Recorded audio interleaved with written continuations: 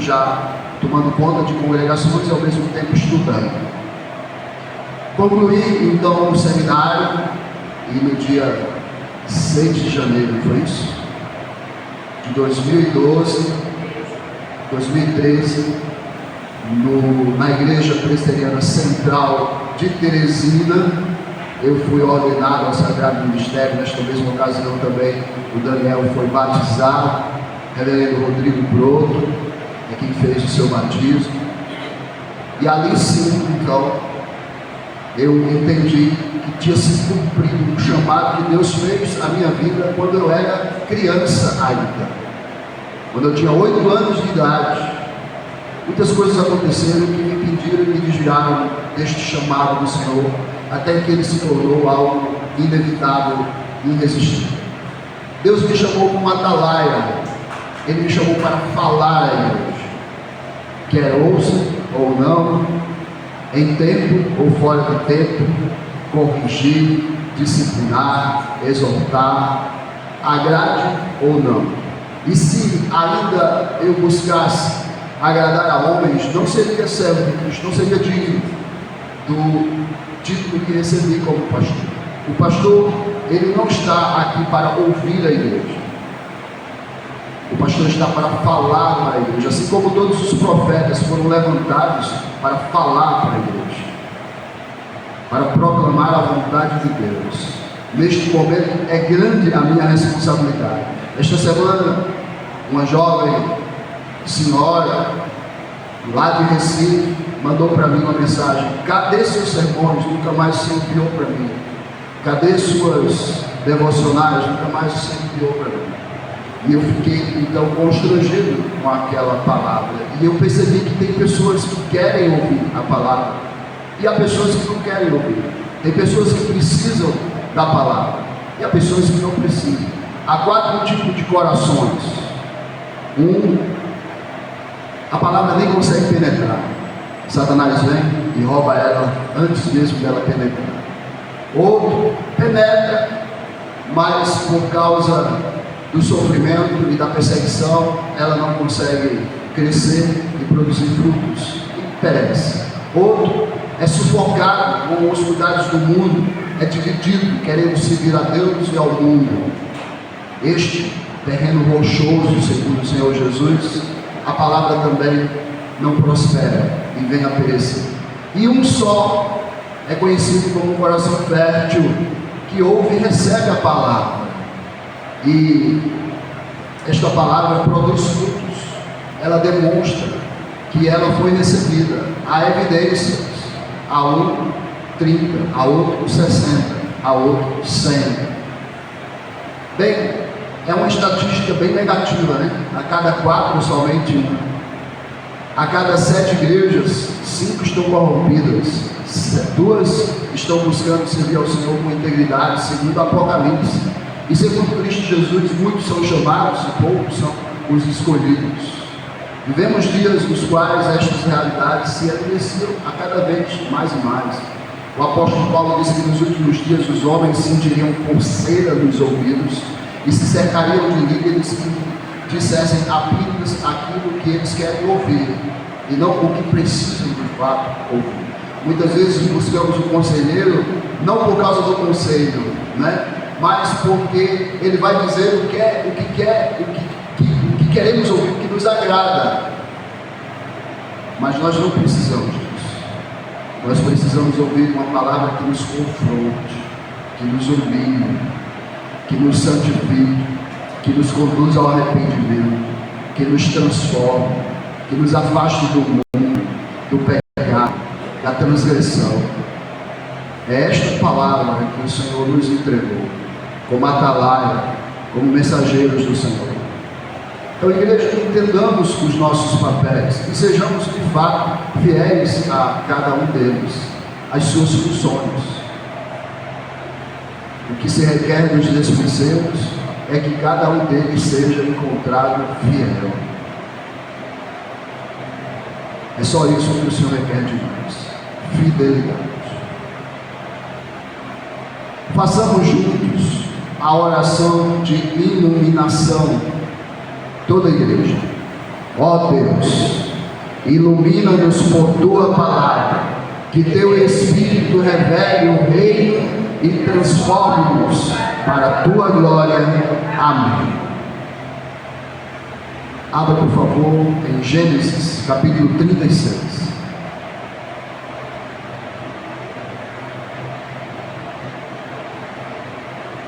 Faremos a leitura do verso 1 ao verso 14.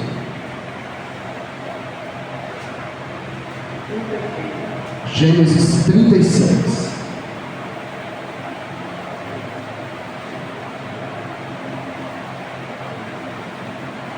Do verso 1 ao verso 14. São estes os descendentes de Esaú, que é Edom. Esaú tomou por mulheres dentre as filhas de Canaã Ada, filha de Elon, Eteu, Olibama, filha de Aná, filho de Sibeão, Eveu, e Bessamate, filha de Ismael, irmã de Nebalote. A Ada de Esaú lhe nasceu Elifaz, a Bessamate lhe nasceu Reuel, e a Olibama nasceu Jeus. Jalão e Corá são estes filhos de Esaú, que lhe nasceram na terra de Canaã. Levou Esaú suas mulheres, e seus filhos, e suas filhas, e todas as pessoas de sua casa, e seu rebanho, e todo o seu gado, e toda prosperidade, e toda propriedade, tudo que havia adquirido na terra de Canaã, e se foi para outra terra, apartando-se de Jacó, seu irmão, porque os bens deles eram muitos para habitarem juntos, e a terra de suas peregrinações não os podia sustentar por causa do seu gado. Então Esaú, que é Edom, habitou no monte Seir. Esta é a descendência de Esaú, pai dos edomitas, no monte Seir. São estes os nomes dos filhos de Esaú: Elifaz, filho de Ada, mulher de Esaú; Reuel, filho de Basemate, mulher de Esaú. Os filhos de Elifaz são Temã, Omar, Zefó, Gaetã e Kenaz. Diná era concubina de Elifaz, filho de Esaú, e teve de Elifaz a Ameleque. São estes os filhos de Ada, mulher de Esaú. E os filhos de Reuel são estes: Naate, Zerá, Samá e Mizar. Estes foram os filhos de Basemate, mulher de Esaú. E são estes os filhos de Olibama, filha de Aná, filho de Sibeão, mulher de Esaú. E deu a Esaú Jeus, Jaião e Corá. Amados, o texto sagrado diante de nós nos chama à obediência, nos chama a observarmos o plano soberano de Deus e nos mostra esta obediência no plano soberano de Deus. Nos chama a viver sob a soberania de Deus em meio às nossas escolhas. Meus irmãos, Gênesis 36, de 1 a 14, pode parecer à primeira vista uma simples genealogia de Esaú, mas ela carrega lições profundas sobre a soberania de Deus e nosso chamado à obediência. Deus é a autoridade e nós somos a obediência. Cristo é o noivo e nós somos a noiva. Ele nos criou para nos relacionarmos com Ele, e a única maneira de nos relacionarmos com Ele é por meio da obediência. Não existe outro ser maior do que Deus. Todos lhe devem obediência e honra, e na criação isso está manifestado. Deus criou Adão para a sua glória e criou a mulher para a glória de Adão, e disse para ela que ela lhe seria submissa. Esses dias eu vi em um vídeo onde o sacerdote estava fazendo os votos de um matrimônio, e ali ele chegava para a mulher, dizendo para ela o que ela tinha que dizer ao marido. E no momento em que ele disse, prometo-lhe ser submissa, quando ela começou a falar, ela disse, prometo-lhe, aí ela parou e disse, não, isso não. No meio da igreja, os que estavam ali sorriram e aplaudiram a atitude daquela mulher em dizer que não seria submissa ao seu marido. Foi isso o que Adão fez quando comeu da fruta do conhecimento do bem e do mal. E o resultado disto foi a morte. Amados, Deus nos chamou para a obediência, assim como chamou também Esaú. Esaú, ele é conhecido por suas escolhas impulsivas. É aqui apresentado como Edom, o pai dos imediatistas, daqueles que buscam o prazer, que vivem pelo prazer, pela satisfação. E nós vivemos numa geração que busca o prazer, e tudo é criado para dar prazer e alegria e satisfação, para alimentar a endorfina, e os nossos jovens estão viciados nisso, e os mais velhos também estão como que dependentes desta droga, de sentir prazer, e no momento em que eles não sentem prazer, se sentem deprimidos, angustiados, frustrados, revoltados. Tira o celular de um jovem e ele fica cabisbaixo, sem alegria, desmotivado, não consegue fazer mais nada na vida, porque a única coisa que ele consegue é ficar vendo vídeos do TikTok, vídeos do Instagram, e ali alimentando os prazeres da sua carne. E o homem busca prostituição, e o homem busca jornadas, e ele se lança de penhascos para satisfazer os seus prazeres. Ele sobe em balões mesmo, correndo risco de vida, porque a vida não é mais preciosa do que sentir o prazer. É aquela frase, carpe diem. São os filhos de Edom. Esaú se tornou pai de uma nação, mas apesar de suas falhas, Deus o inclui em seu plano redentor. Com isso, nós precisamos aprender algo desta genealogia, deste texto sagrado, e nos perguntar como isso nos desafia hoje. E eu quero explorar com você pelo menos 3 pontos. 1, a soberania de Deus sobre nossas escolhas. 2, a obediência como resposta à graça de Deus. E 3, o legado que deixamos para o reino. Primeiramente, observemos aqui, do verso 1 ao verso 8, a soberania de Deus sobre nossas escolhas. Esaú, também chamado Edom, é descrito como alguém que tomou decisões questionáveis. Se nos lembrarmos da nossa jornada em Gênesis, primeiramente nos lembramos da decisão que o levou à maior de todas as tragédias da sua vida. Ele trocou sua primogenitura por um prato de lentilhas. Ele rejeitou as bênçãos espirituais pelas bênçãos terrenas, mundanas e passageiras. Ele preferiu satisfazer a necessidade imediata do seu ventre, de que ele serve essa bênção se eu morrer de fome. E portanto ele negociou este direito com o seu irmão Jacó. E esta realidade causou uma desavença entre ele e o irmão, e ele desejou matar o seu irmão. Deus restaurou esta realidade, Deus mudou esta sorte, e ao final da história de Jacó, nós percebemos os 2 irmãos juntos, e até um determinado momento vivendo juntos. Na morte do seu pai, lá estavam eles, houve reconciliação. Mas mesmo assim, Esaú buscou lugar de arrependimento e não encontrou. Ele foi rejeitado por Deus, e esta foi uma evidência de que ele era reprovado pelo Senhor. Outra decisão errada de Esaú foi o fato de ele se casar com mulheres cananeias.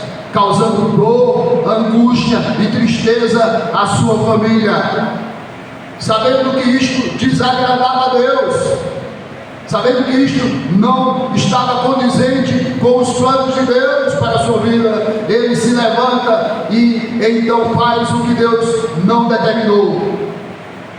Contudo, Gênesis 36 mostra que Deus não o descartou.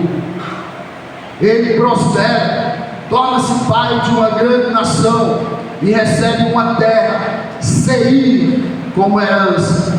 Isto nos ensina que mesmo quando erramos, Deus permanece soberano.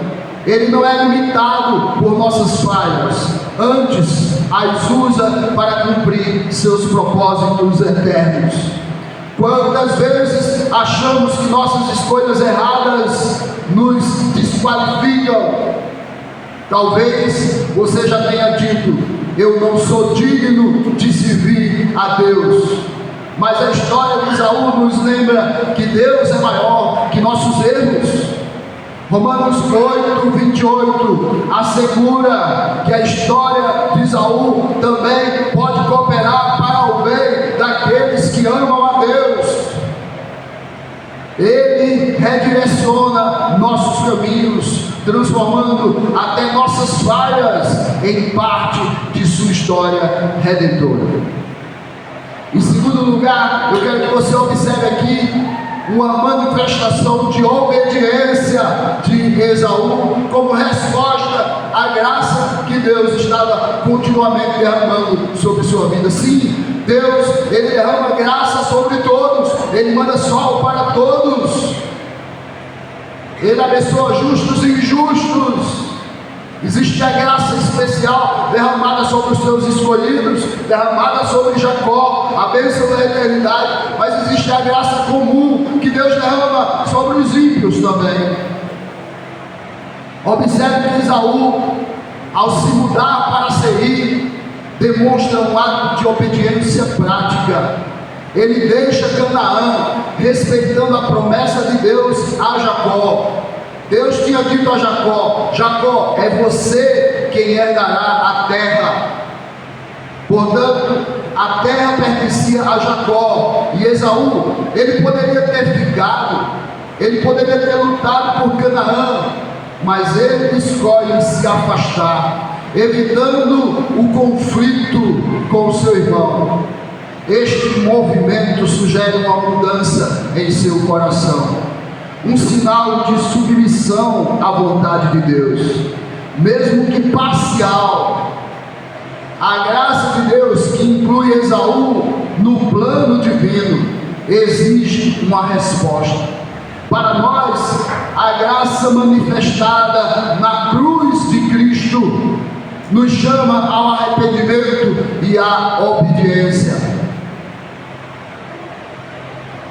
Hoje à noite, no sermão vespertino, em Marcos 1,15, ecoa a mensagem: arrependei-vos e crede no Evangelho. Obediência não é legalismo, mas uma resposta de amor à graça de Deus. Quando obedecemos, reconhecemos que seus caminhos são melhores do que os nossos. Reconhecemos que sem Ele nada podemos fazer. Confiamos em seu cuidado, entregamos a Ele as nossas vidas, os projetos, os sonhos. Há muitas pessoas no mundo declarando que Jesus é o seu Salvador, mas Jesus não é o Senhor dos seus planos, não é o Senhor dos seus sonhos, não é o Senhor do seu casamento, não é o Senhor do seu trabalho, não é o Senhor dos seus relacionamentos. Elas nunca estão de fato orando e dizendo: Senhor, o que é que o Senhor quer que eu faça? O Senhor quer que eu faça este curso? O Senhor quer que eu entre neste trabalho? O Senhor quer que eu me relacione com esta pessoa? Elas não estão buscando a Deus de fato para tomarem as decisões da sua vida. Elas o querem como o seu Salvador. Porém, a Bíblia diz: se confessarmos a Jesus como Senhor e Salvador, então seremos salvos.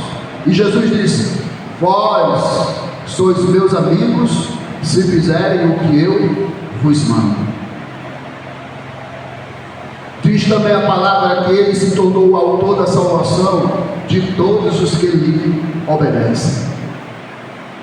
A igreja está cheia de pessoas que estão procurando Cristo como Salvador da vida delas, como um gênio da lâmpada, que satisfaça os desejos, que alegra o coração, que realize os sonhos, mas ela está vazia de pessoas que de fato se submetem ao seu senhorio, que de fato estão dispostos a obedecer. Temos problema com a obediência desde pequeno. Sempre, mesmo ainda infantes, queremos impor nossa vontade. E no mundo onde a educação positiva está predominante, os pais já não impõem mais limites para os seus filhos, já não dizem mais não para eles.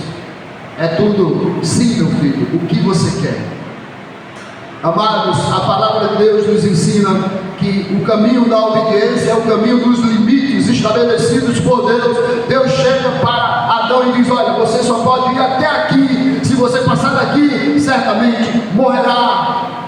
E a obediência é o romper os limites, a desobediência é o romper os limites estabelecidos por Deus.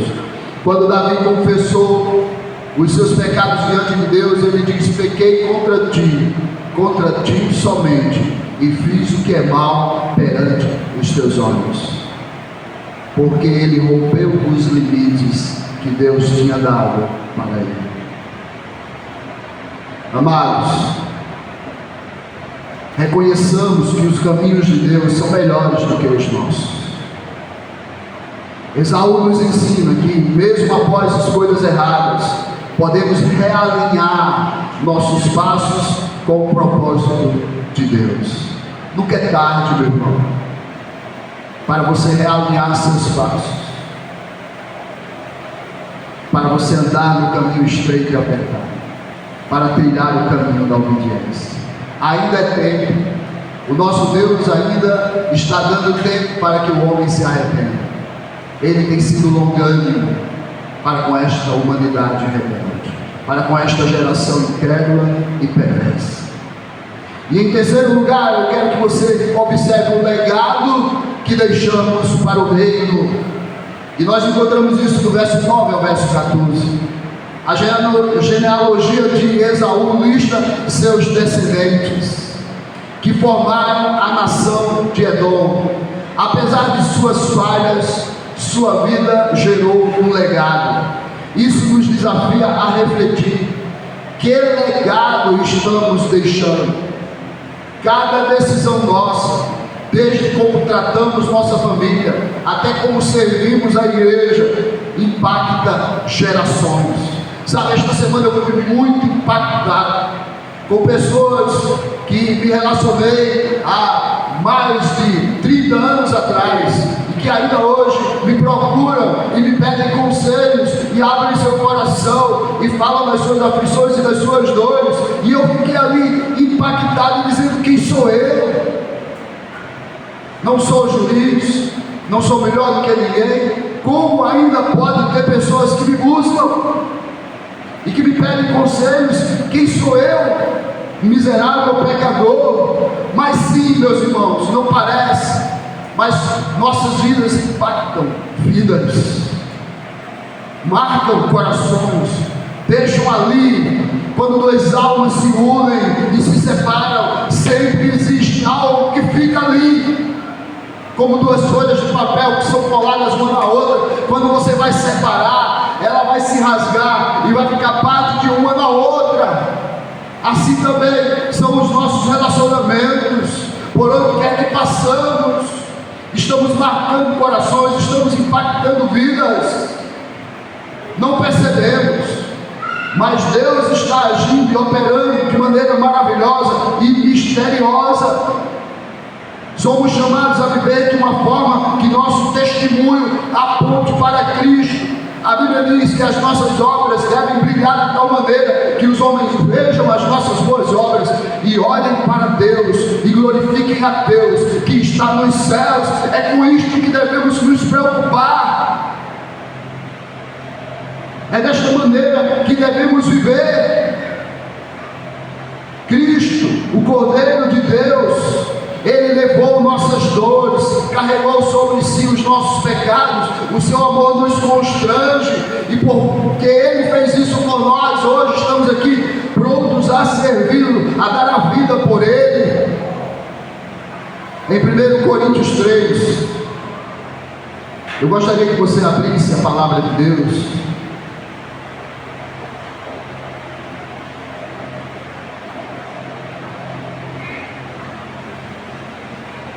O verso de número 11,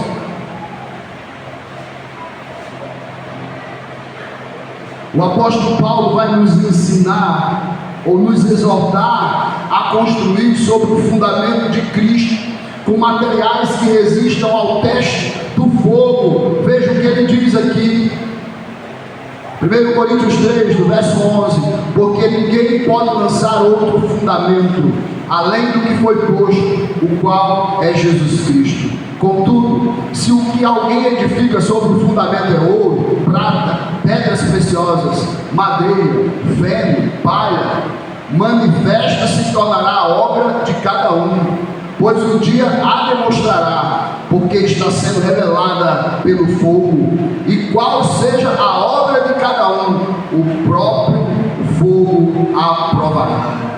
Veja o verso 14: se permanecer a obra de alguém que sobre o fundamento edificou, esse receberá galardão. Se a obra de alguém se queimar, sofrerá ele dano, mas esse mesmo será salvo, todavia, como que através do fogo. Meu irmão, pare para pensar que tipo de material você está produzindo. É palha? Resistirá ao fogo, às provações, aos desafios da vida? Ou quando o fogo arder, virará fumaça? Qual o seu galardão? Qual o seu legado de fé? É amor? É serviço? Você está refletindo o reino de Deus? Ou os seus atos refletem mais o mundo no qual você está inserido? Os seus pensamentos e as suas palavras refletem o reino de Deus? Lembramos, iniciamos o culto hoje cantando: usa-me como um farol que brilha. É assim que temos sido, amados. O reino de Deus proclamado por Jesus está em nós. Nós somos a luz do mundo, nós somos o sal da terra. Quero concluir dizendo, meus queridos, que Gênesis 36 nos ensina que Deus é soberano. Ele é soberano sobre nossas escolhas. Ele escreve certo por linhas tortas. Ele nos chama à obediência para a graça e nos convida a deixar um legado para o reino. Ele nos fez seus cooperadores, embaixadores do reino aqui neste mundo. Talvez você se sinta como Esaú, marcado por escolhas do passado, por escolhas erradas. Mas Deus nos chama hoje. Ele diz: arrependei-vos e crede. Na Santa Ceia celebramos essa graça que nos restaura, que possamos que possamos responder com obediência, vivendo para a glória de Deus. Eu quero orar com você neste momento. Senhor Deus, Pai de graça e misericórdia infinita, obrigado por tua soberania e graça. Obrigado, Senhor, por nos mostrar que apesar dos nossos erros, existe um caminho para a restauração, o caminho da graça. E diante desta verdade, nós mais uma vez suplicamos que perdoe as nossas escolhas erradas, e te pedimos que o Senhor nos guie à obediência, e que o Senhor nos use para a sua glória como um farol que brilha e conduz, Senhor, os navios por um lugar seguro. Que assim seja a nossa vida, para que deixemos um legado que glorifique o teu nome, Senhor. que vivamos bem para morrermos bem, Senhor, para que até a volta de Cristo Jesus sejamos achados fiéis. Abençoa-nos, Senhor. Em nome de Jesus assim oramos. Amém. Senhor, de Ti participamos. Eu convido os presbíteros presentes para celebrarmos a ceia do Senhor.